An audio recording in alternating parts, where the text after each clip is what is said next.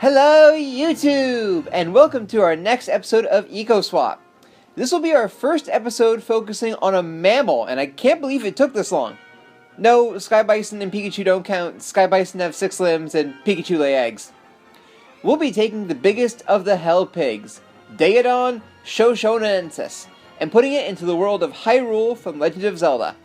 Specifically, the Hyrule shown in Breath of the Wild and Tears of the Kingdom, since it's the most recent, relevant, and has the most extensive ecosystem shown in Hyrule. As always, we'll go over our 4 categories: pros and cons, environmental compatibility, calorie acquisition, and interspecific conflict to see if Daeodon can make it here.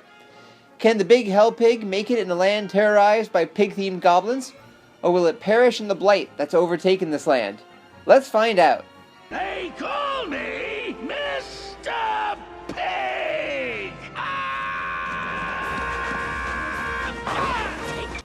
Daeodon shoshonensis was the biggest of the entelodonts, often nicknamed the hell pigs, even though they were more closely related to hippos and whales.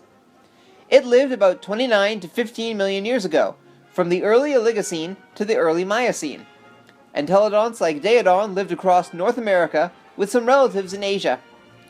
Standing at 6 feet, or 2 meters at the shoulder, measuring over 9 feet, or 3 meters long, and weighing in at over a ton, these animals were without peer in their home environment. For reference, this is about the same size as an adult male bison today. Its skull alone was nearly a meter long, and filled with bulky, bone-crushing teeth.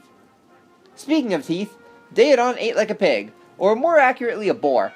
They were omnivores, taking in whatever source of protein and carbs they can find. Wear patterns on their enamel suggest a diet of roots, tubers, nuts, vines, meat, and bones. In fact, their teeth marks have been found on the bones of large calicotheres, the gorilla-like horses from the mid-Cenozoic. We aren't 100% sure if Daeodon was an active predator or not. Direct evidence is hard to come by, but their large heavy head, bone-crushing teeth, forward-facing vision, and evidence of predation in its smaller cousins all point to it being able to kill when it needed to. It likely lived like a grizzly bear, going after any food it wanted. Nuts and grapes seem to be its favorite food when it's in season, but Daeodon could tackle big game when it wanted to. In fact, grapes seem to have been a major part of its diet. During the dry season, Daeodon would crack open grapevines as an extra source of water. Bum, bum, bum, ba-dum, ba-dum. Daeodon Walked up to a lemonade stand and he said to the man running the stand, "Hey, bum, bum, bum, got any grapes?" The man said, "No, we just sell lemonade, but it's cold and it's fresh and it's all homemade. Can I get you a glass?" Daeodon Said,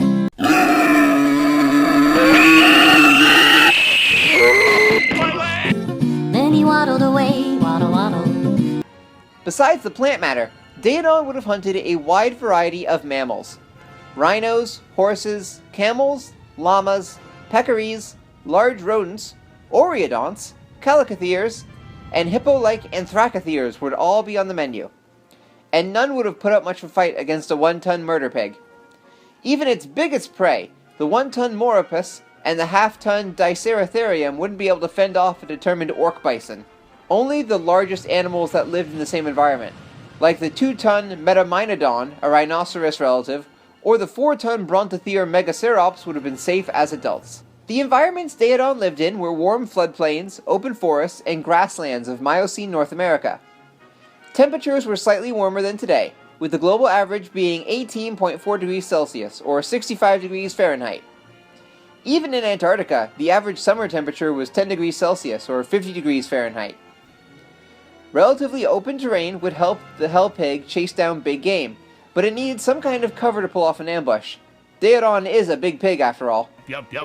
But looking at their leg bones shows a cursorial anatomy, very similar to modern-day bison.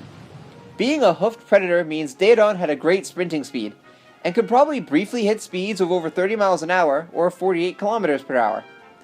But they wouldn't have been long-distance runners, and even turning on a dime would have been tricky. This points to Daeodon mostly going for easier targets that can't run away or overpower it. Or things that it can simply bowl over like a living battering ram. With fossils from at least 3 separate fossil sites, being the Agate Fossil Beds, White River Formation, and John Day formations, we know that Daeodon could handle quite a few habitats. But its fossils are very rare, and even when present they are few and far between. Likely the apex predator of its time and place, Daeodon would have patrolled large territories, with each animal needing a lot of calories to keep going. For comparison, a modern-day grizzly bear, an animal with a similar diet, eats somewhere to 5,000 to 20,000 calories per day, and Daeodon is twice the weight of a large grizzly bear. No other predator messed with them, at least not adults, and Daeodon coexisted with dozens of smaller predators. Early and late canids, hyenodonts, nimravids, bear dogs, and the earliest known alligator all shared zip code. But Daeodon was substantially larger than them all. Given the lack of fossils found in tandem, they don't seem to have been very social. The fact that most Daeodon skulls have bite marks inflicted by other Daeodon seems to suggest they were fairly intolerant of each other, or at least the adult males were. And being so large, they likely had long gestation times as well. Around 15 million years ago, temperatures started to drop, which is around the time Daeodon went extinct. This may have a correlation, as Daeodon would have been used to a relatively warm world. Increased competition from new carnivorans, like canids and ursids, may have also made things worse for Daeodon. Smaller pack-hunting animals can get by on less food, and in a group they can bring down prey just as big as Daeodon does. They likely coexisted just fine when food was plentiful, but when food was scarce it was the hell pig that would lose out. And unlike modern pigs, Daeodon couldn't fly. What? What do you mean pigs can't fly? Well then what do you make of this?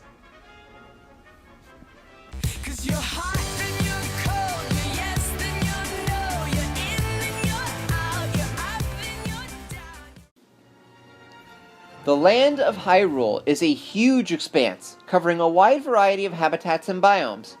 It's one of the biggest video game worlds ever made, making Skyrim look minuscule by comparison. The most ideal locations for a Daeodon are going to be Hyrule Plains, the Temor Plains, and the southern parts of the Hateru Plains. These are humid, subtropical zones with mild temperatures that the hell pig would be very familiar with. These areas are pretty much Daeodon's original home, but without the seasonal dry and wet periods. Hyrule seems to have a much more even set of seasons, making it easier than Daeodon's home time to survive in. This area, known as the Philone Subtropical, is probably the least ideal location that the hell pig can be comfortable in. The temperature is fine, but the density of the forests is a major obstacle. Similar to a South American rainforest, larger animals may struggle to pass through here. Luckily, Daeodon's ability to eat almost anything means they can browse leafy greens while trailblazing through. The Entelodonts won't live long-term in these dense forests, at least not as the adults.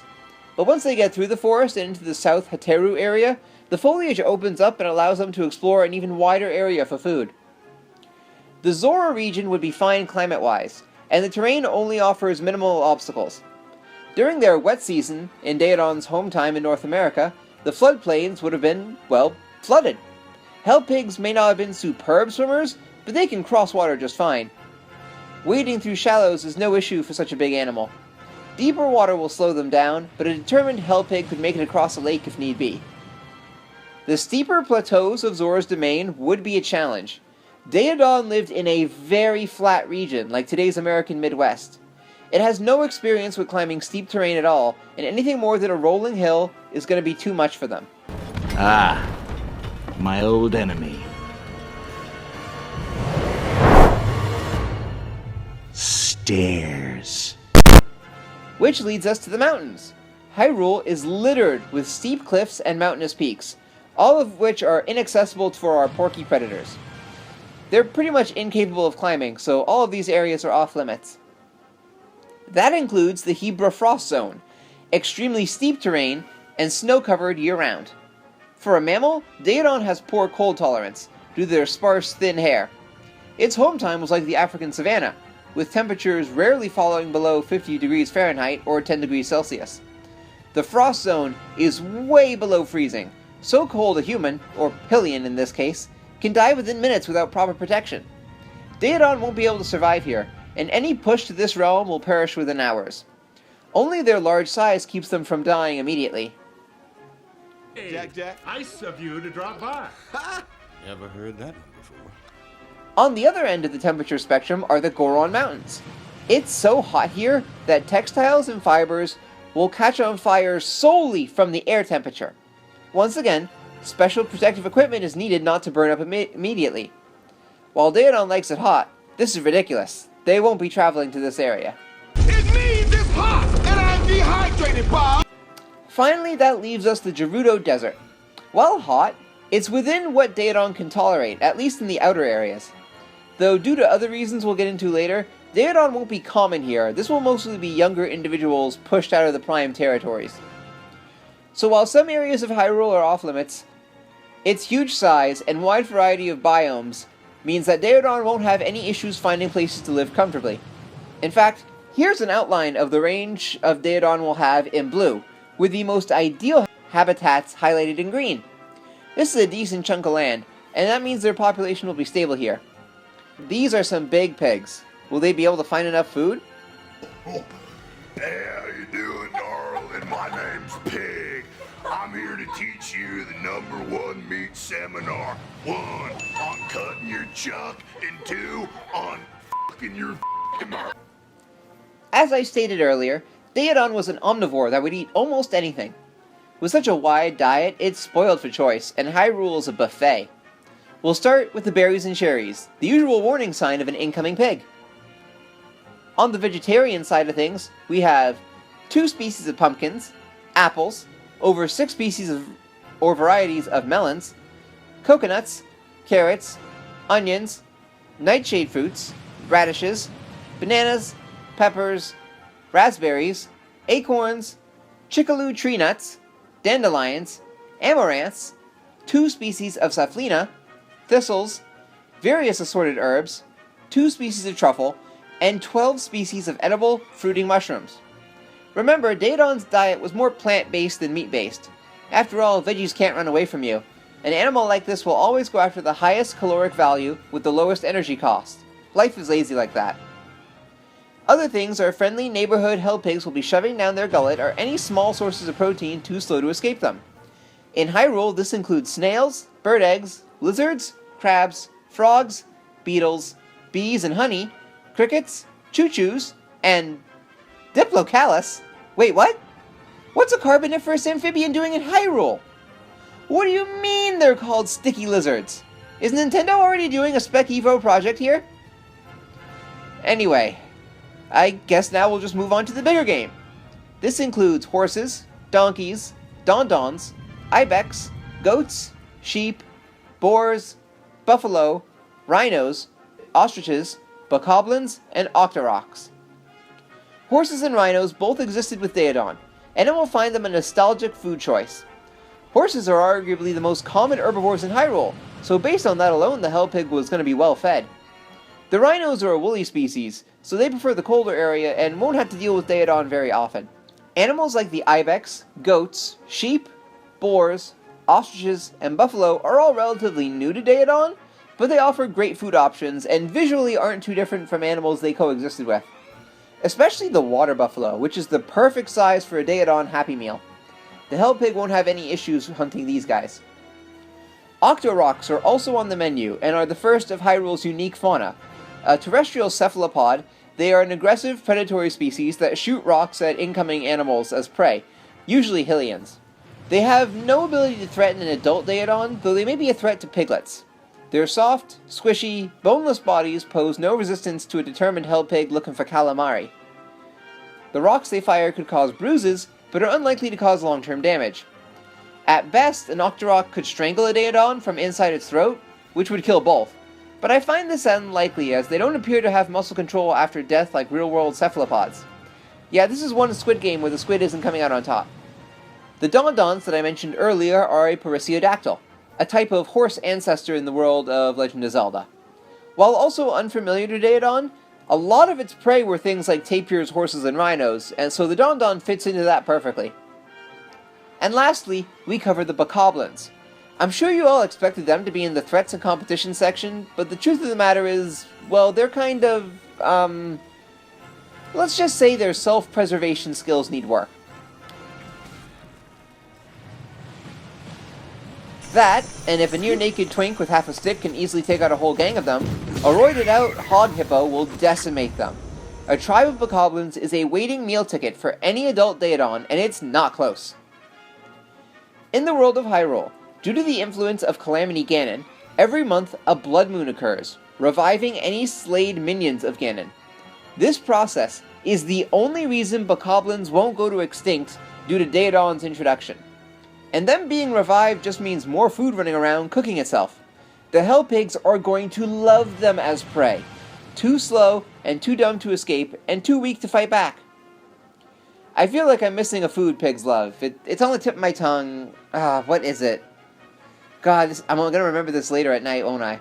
Oh well, I'm just gonna have to move on. In all honesty, it's easier to list the things Daeodon can't eat in Hyrule. Grasses, like wheat and sugarcane, have too much silica in them for Daeodon to be a stable part of its diet. At best, they could do what our domestic dogs do and eat grass to trigger vomiting to help alleviate a stomachache. Breaking down grass and the silica in it requires highly specialized gut bacteria, or a battery of ever-replacing teeth, neither of which Daeodon has. Fish are also off the menu.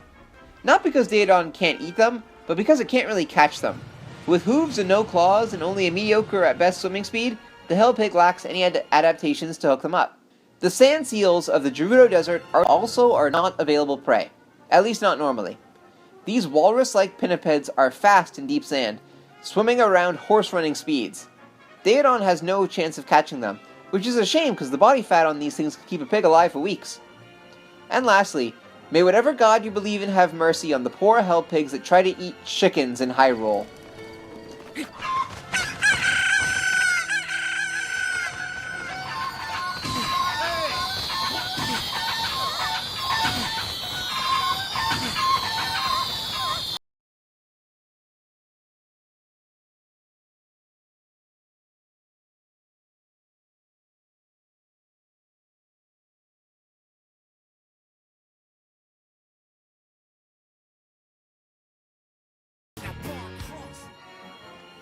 Hyrule has several competitors Daeodon's gonna have to deal with. Before we get to them, let me address the giant laser in the room.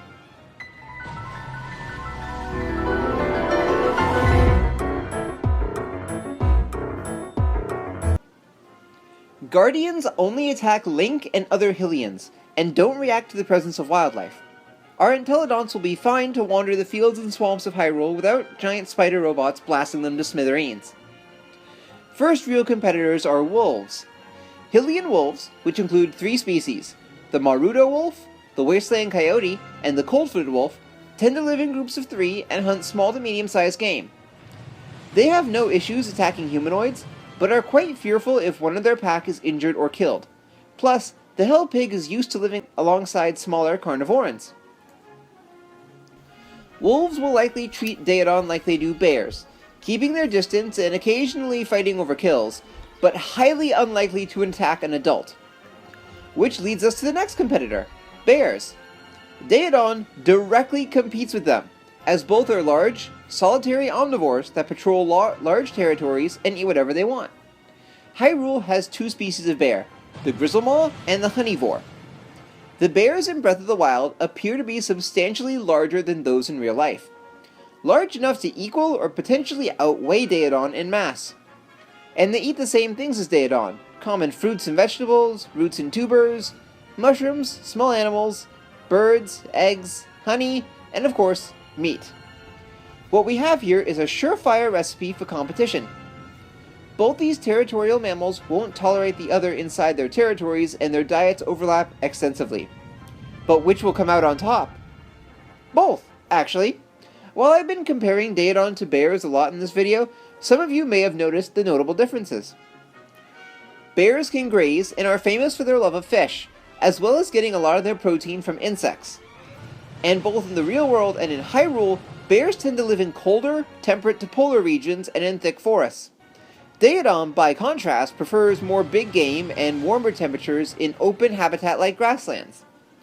These 2 animals will be able to niche partition, a process in which, by having slightly different habits and preferences, 2 animals can share the same ecological role.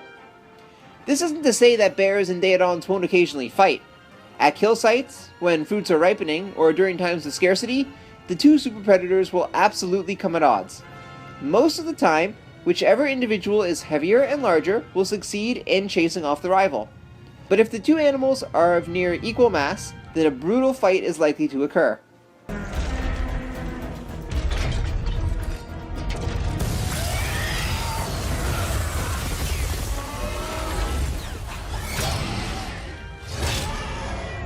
What's next on the competition roster? The Bokoblin's bigger, buffer, but not much smarter cousins, the Moblins. Standing almost 10 feet tall and only weighing a little over half a ton, these lanky piglets often lead groups of Bokoblins, and tend to wield some kind of long-range weapon like a spear. If unarmed and alone, they're just more food for hellpigs. Moblins are barely half the size of Daeodon's bigger prey animals, and are just as dumb as their smaller cousins. Only their height and reach give them any defense, as height is often a reliable intimidation technique, and long-range weapons like spears could potentially keep a Daeodon at bay. It's likely only the largest and bravest of Daeodons will regularly specialize in hunting Moblins, but these individuals will be few and far between. Lizalfos are an unrelated minion of Ganon, famous for their darting movements and hunting in packs. While tougher than Bokoblins, they aren't built for close-quarters combat or shrugging off hits. These reptiles jump around and stab with a long-range weapon. Their dodging skills are almost unparalleled, making them extremely annoying to fight. With a poor turn radius and little patience for prey that's hard to catch, Daeodon is unlikely to target Lizalfos, if at all. They can easily harass and chase them off, though the Lizalfos will still have to be cautious. One bite and they lose a limb at best, their lives at worst. Lionels are probably the closest thing to an apex predator Hyrule has. These lion-headed centaurs are intelligent beings, capable of using bows, swords, lances, and teleportation magic. The size of a small elephant, they are a very serious threat to anything dumb enough to challenge them or enter their territory. Capable of running and turning at horse speeds, barreling through shields and armor, and firing arrows with special effects like shock arrows, fire arrows, ice arrows, and bomb arrows, their presence cannot be understated. Even Link struggles to defeat such a foe, and Daeodon isn't going to even fare that well. The largest of boars are unlikely to make a dent in such an opponent, and they may have to learn the hard way. Since Lionels have a horse's hindquarters, Daeodon may mistakenly view them as prey. At first. But those two confident individuals will quickly be culled from the population, leaving only the hellpigs smart enough or cautious enough to leave them alone.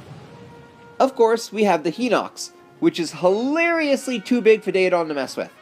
At 30 to 60 feet tall and likely several dozens of tons, Daeodon will have to avoid disturbing these beasts at all costs. Luckily, they tend to only attack when provoked, so our hellpigs will quickly learn not to wake them. This is not fun! When will you learn? When will you learn? Near the Gerudo Desert, we have the Molduga, an orca-sized predatory reptile that swims through the sand like a shark. Once again, an obvious danger Daeodon will have to avoid, but an easier to avoid one. The deserts have little food to offer Daeodon, so they won't be foraging there often. I doubt the Molduga will ever get a chance to nab any but the most desperate of hellpigs, and given how much food Hyrule has, that's probably going to be rare. In the Satoru Mountains of Hyrule lies a spiritually based creature. Its origins and even anatomy are unknown, as it may not be a creature of flesh and blood. Simply referred to as the Lord of the Mountains, this elk-like beast has a face made up of two fused barn owls. A guardian deity, the Lord of the Mountain protects the wildlife of Hyrule from supernatural forces. It's powerful enough that whenever it is present, all of Ganon's minions disappear from the mountain. I'm unsure if the Lord would accept or banish Daeodon from this realm. On the one hand, Daeodon is a flesh and blood creature, just as much a real animal as a bear, which falls under the Lord's protection. On the other hand, they're clearly an invasive species, and bear a passing resemblance to many of Ganon's minions. Ultimately, the Lord of the Mountain is a literal one. It lives on a single mountain and will not depart for anyone other than the hero of Hyrule. Since our hellpigs dislike steep terrain, I'll doubt they'll ever meet them, at least not until they start to adapt. And lastly, we have the 5 cultures of Hyrule: the Rito, the Gorons, the Zora, the Gerudo, and the Hylians. Rito won't notice or care about Daeodons, as their home in the cold mountaintops won't see this animal present at all. Occasionally they'll see the hell pigs when they fly over other terrain, but it's just another animal on the ground that can't catch them or interfere with their lifestyle. The Gorons also live in areas too inhospitable for Daeodon to live in. Their traders may occasionally see them, but here's where we get to talk about silicon-based life forms. All life on Earth is carbon-based, made of flesh and blood of primarily carbon. When you see in media speculative creatures made up of stone, gems, or crystals, these organisms are likely silicone-based, using a tougher substance that is more temperature tolerant to make up their biology. The various rocky forms of life in Hyrule are silicone-based life as opposed to carbon like us. Since the Gorons are made of a tougher, rockier material that's inedible to carbon-based life, Daeodon will have little interest in them, or any of the rocky enemies running around. That's why I haven't covered them much. Daeodon will have no reason to go after them because they're completely inedible. The Gerudo primarily live in the desert, and as such will barely encounter the hell pigs. Some of their young warriors may want to travel and hunt large boars as a sign of strength, but interactions will be few and far between. The Zora subsist primarily on fish, so their food source won't be affected by Daeodon's arrival. And given their aquatic nature, they can swim circles around a hell pig. It would take a very wounded Zora being chased by a very determined Daeodon to actually result in something happening. And even then, they can breathe underwater, so they could always just dive deep and wait for the hell pig to have to surface. Last, but certainly not least, are the Hylians, the proxies for humans or elves in Hyrule. Link and Zelda themselves are Hylian. More than the other cultures, Hylians dwell in the same places Daeodon wants to move into. And while a select few individuals have access to impressive technology or magic, for the most part they can be compared to humans during the medieval period. And while we get into the Hylians' culture, we need to address when we're introducing the Daeodons. Over the events of Breath of the Wild, the Hylian kingdom has, well, let's say a recession. The champions lost their lives, those residing in the castle as well. The appointed knight, gravely wounded, collapsed while defending the princess. Okay, more like a full-blown apocalypse. However, this occurs over the course of only 100 years. So we'll actually be placing Daeodon population into Hyrule a little after the Kingdom of Hyrule falls to the forces of Calamity Ganon. You'll see why later. When we get to our speculative evolution portion, it will take place several million years after the case. Hylians highly value their horses, which is going to be a big point of contention. Traders using horseback or horse-drawn carriages, stables, and farms with workhorses all become targets. Not the Hylians themselves, mind you. Entelodonts have never encountered hominids before, and are used to taking bigger game. Scrawny apes don't interest them, not unless they're starving. No, the pigs want horse meat. So the Hylians will be doing everything to keep the hell pigs as far from settlements as possible. The most effective route would be hiring mercenaries or guards from the Gorons or Gerudo, as both are capable of tackling a determined Daeodon. But that is expensive, and may not be a viable option for some villages. However, there is a flip side to this. Daeodon will be tackling the Bokoblin population like it's nobody's business, and making Moblins and Lizalfos watch their backs as well. That will make traveling across Hyrule on foot far safer, and make the villages safer places to live as well. There is a compromise to the situation for the Hylians, something their brightest minds would figure out a few years after the hell pigs show up.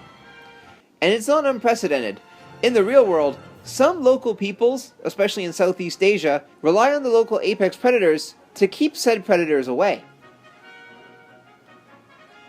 Female Daeodon will spread out far and wide, foraging wherever they can find enough food. But males, especially large ones, will pick a suitable territory and make it their home. After several horrifically failed attempts, it was a skilled stealth master of the Sheikah clan who managed to steal a young Daeodon piglet. The baby boar was soon won over with milk and treats, and the tribe raised it with persistence and love. It took very dedicated training, and a few lost fingers, but 8 years later, the village has a guardian of their own, named Tingle. Fed veggies, nuts, and prime cuts of meat, Tingle grew to a huge size, almost 2,300 pounds, large for his kind. His territory was the village itself, and the wandering males that tried to approach it were ferociously chased off. Any injuries he accumulated getting into fights with these males were treated by the Sheikah's healers, giving him an edge over any male that would try to steal this territory from him. True, he allowed in the slightly smaller females to breed with, but they never stayed for too long, and Tingle was always quick to lead them to his feeding trough, a more reliable source of food, which helped keep both him and any female Daeodons away from the horses and crops. The rate of wild Daeodon attacking their horses or raiding crop fields dropped significantly. Using the Hell Pig's own territorial behaviors against them made for a happy medium for everyone, and the presence of wild Hell Pigs outside the village borders kept footbound travelers safe from Ganon's minions.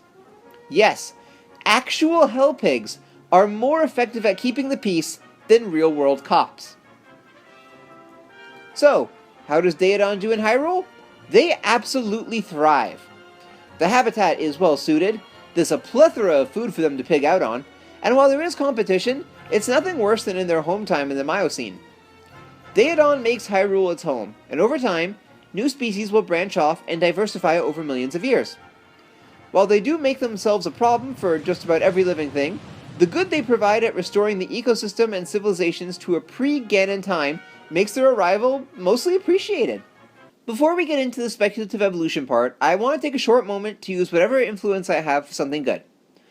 Police brutality and violence is a very real and serious issue in the United States. People, disproportionately people of color, face the risk of harassment, unlawful arrests, or even being killed at the hands of those who are supposed to protect and serve, but more often than not, only protect property. The Trayvon Martin Foundation, which was founded in 2021, in order to help many who have suffered a fate as its namesake and their families. They offer scholarships to young people in need, promote awareness and education on civil rights issues in America today. Their emphasis on community outreach and engagement strives to create a world where these issues are no longer the reason a parent loses a child. If you have the means to do so, please consider donating to them, either directly or by supporting them through their various programs, peace walks, or shops. Thank you for your time, and now we'll return to our regularly scheduled EcoSwap.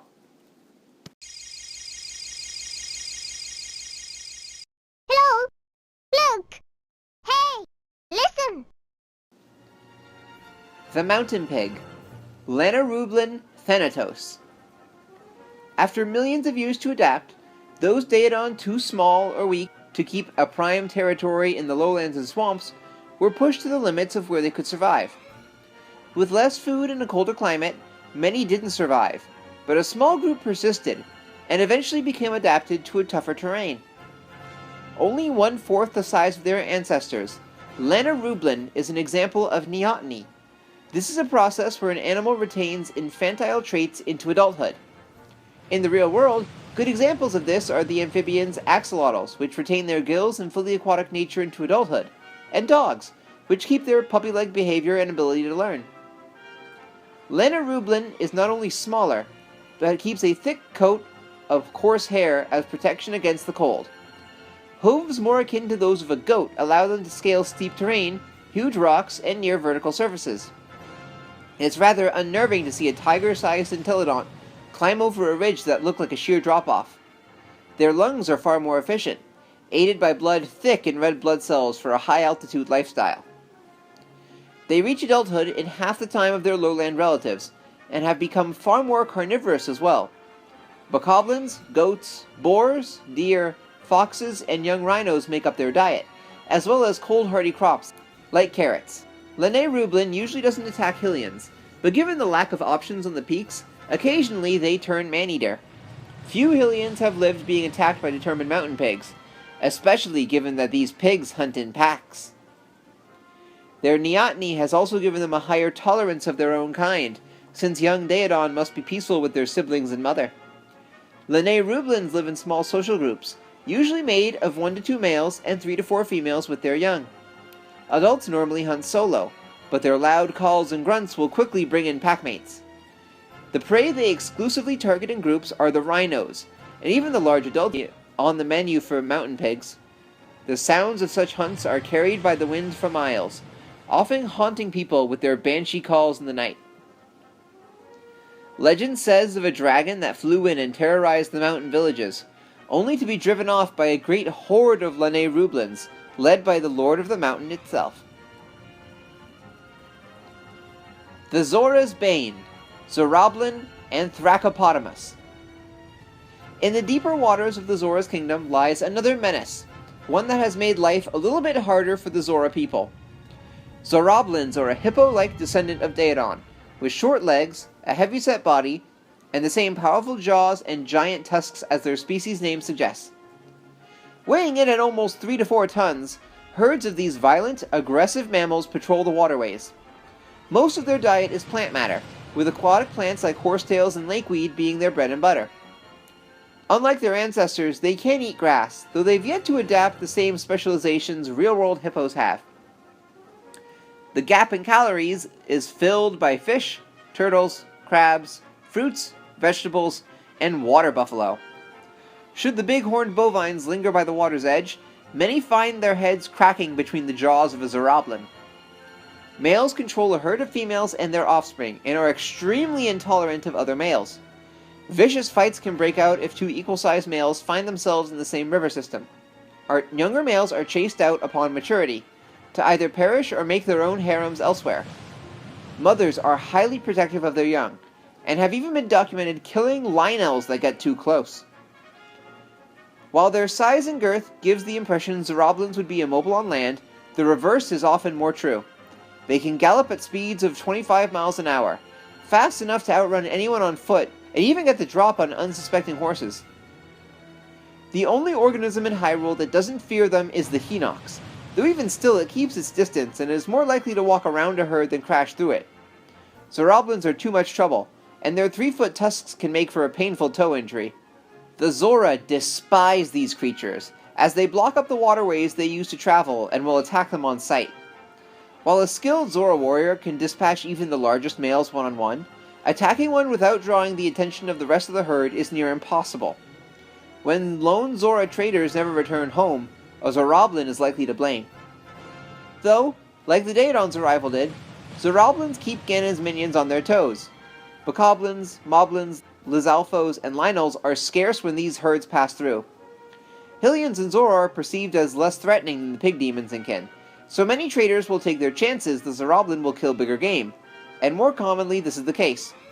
If you trust the swiftness of your boat or your fins, you may just slip by before the herd can swarm you. But the Hylians weren't the only ones who took notice of new interlopers. Our two speculative evolution animals only appeared millions of years after the introduction. This takes place just a decade or two afterward. The force of destruction known as Calamity Ganon, twirling around the ruins of Hyrule Castle, would eventually also be made aware. A young male Daeodon, chased out by his own mother after her newest batch of piglets were born, managed to find his way across the minefield leading to the heart of the carnage. Despite the violence, there were always plenty of carcasses to eat, so as long as the young pig didn't mind the charring.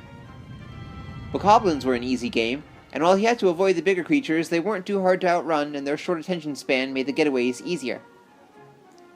On his exploration, the young male braved the entrance to the castle, strolling on long since degraded floors that haven't felt non-hooved feet in a century. A smell had caught the young boar's attention, one completely alien to him. He followed the scent into a large antechamber. What may have once been an exquisite dance hall was now barely a cave. Upon the ceiling, a giant black organ pulsated, indifferent to the approach of an animal.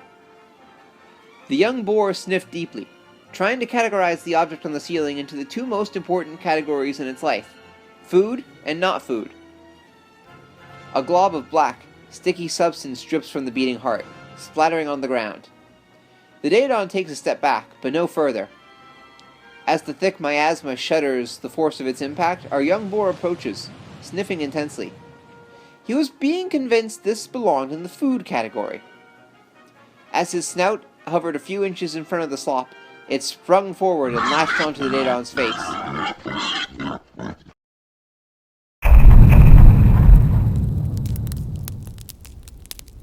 Fires burned on the thatched rooftops as the screams of Hylians rang out in the pre-dawn light. A trio of guards carrying spears charges around the corner of a barely held-together house, chucking their spears in a beautiful arc. Seconds later, a massive maw clamps onto two of them at once, their bones crunching into powder before they could even register the pain. Gurgled screams choked out in the night as they slid down the giant beast's throat. The third guard, having fallen to the ground where their compatriots were devoured, scrambled over hands and knees in a panicked flight for their life. A hand the size of a horse with fingers ending in hooves closed around him, wrapping them up and hoisting them into its toothy maw, still covered in the blood of his fellow guards. When nothing was left, a deep bellow echoed into the night, as Daeodorff claimed another victim. The wrathful force of nature that is Calamity Ganon long since lost any semblance of self for a reason. All that was left was a desire to destroy and consume. This hulking monstrosity is a tiny fraction of that rage, using the flesh and blood vessels of an unfortunate hell pig. A soft cry, barely audible over the roar of the flames, caused Daeodorff's head to swivel 180 degrees, its neck twisting at a sickening angle to catch the sound. With footsteps like thunder, it moved to an overturned wall and heaved it into the sky. A young Hylian child cowered beneath them, their cries getting louder now exposed. The already pulled taut lips of Daeodorff's shrink-wrapped head creased into an even thicker smile. Their hand reached. The blue flames from an explosion on Daeodorff's back caused the beast to stagger, falling to the side and barely missing the child. The head of the demon pig spun around once more, looking over the hills toward the direction of a bomb arrow that had struck it. I want that twink obliterated. A familiar cry rang out, as one Hylian who hadn't been present in the village appeared just over the hill. They notched another arrow and fired from atop their majestic mount. And it arced across the sky straight for Daeodorff. Empty eye sockets tracked its path as it closed the distance, but before making impact its hand shot up and snatched the arrow mid-flight, snapping it like a toothpick. Daeodorff rose back up, and in one swift movement shifted into a quadrupedal form in a flash of purple flames, adding bulk and mass from the demonic rage within. With an unholy roar, the corrupted hell pig charged forward. The rider clicked their heels against their mount's flanks, and they charged forward, hoofbeats pounding down the dirt-trodden path. As they came into the light, it was clear that this mount was no horse.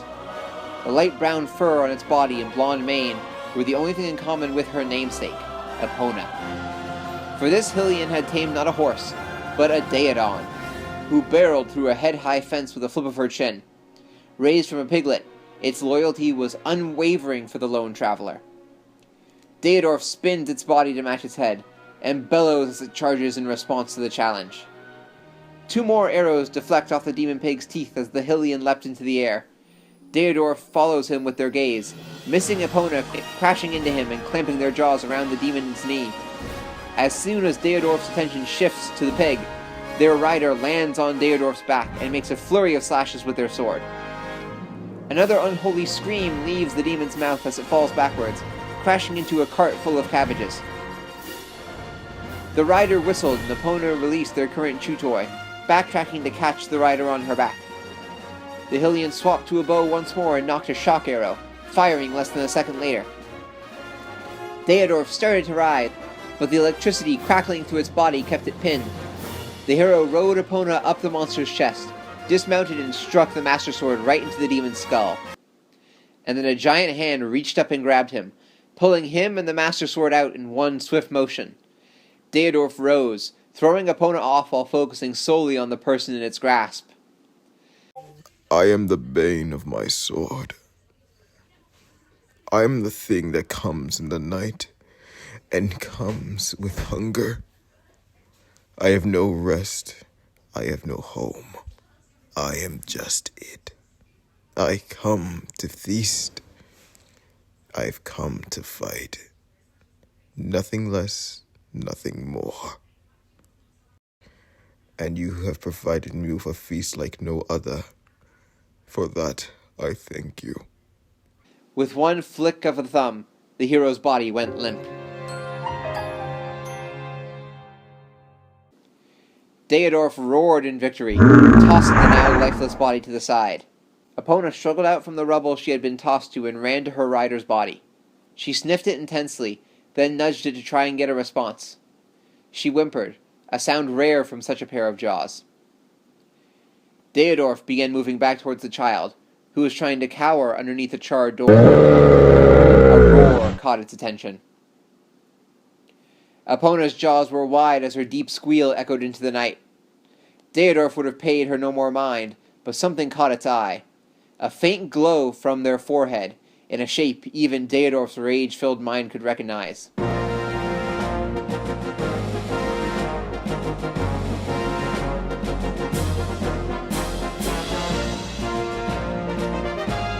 Epona dipped her head and grabbed the Master Sword from her deceased rider's limp hand. Clamping the handle, she charged forward, galloping at top speed. Epona leapt into Daeodorff's chest, their weight carrying both into the wreckage of a building behind them. The demon pig tried to wrap its jaws around her, but hoofbeats pounding into their neck kept them just out of range. With a twist of her head, Epona slashed the sword into Daeodorff's shoulder, digging it into the bone. Pushing her weight cleaved the sword through, and a hoofed limb fell to the ground.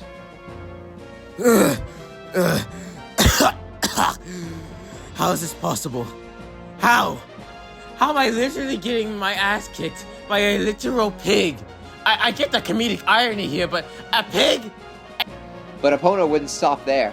With a flick of her jaw, she angled the sword head-on and stabbed right into Daeodorff's neck. Their remaining limb shifted to a hoofed hand and grabbed Epona around the neck, but her powerful build made the pressure nothing more than a deep tissue massage. Light poured from the sword, causing cracks in the demon's skin. Both Entelodons roared at each other, one in pain, and other in a fury of vengeance. In a flash that blinded the surrounding town, Daeodorff disintegrated, scattering into ashes carried about by whatever embers still burned. Panting, Epona walked out of the wreckage, bruised and battered but triumphant. The Master Sword clattered from her jaws, as she once again approached the body of her former rider, Triforce still aglow on her forehead. Giving it another sniff, she lay next to it, curled around the body as much as she could before falling into a well-deserved sleep. Thank you all once again for watching. I hope you enjoyed this episode. I wanted to give a special thanks, as always, to my amazing team of artists. Barzap, JustSomeGuy, Nuka-Cola, Bald Bird, ShadedGenet, and Johnny the Citapatty. You folks make this channel so much better. As always, here's the list of sources I have cited today in this video, with every bit of information I found on Daeodon and on Hyrule, followed by other pieces of art featured on the channel throughout the video. If you have the means to do so, please consider donating to the Trayvon Martin Foundation. And as always, like, comment, and subscribe, and I'll see you all next time.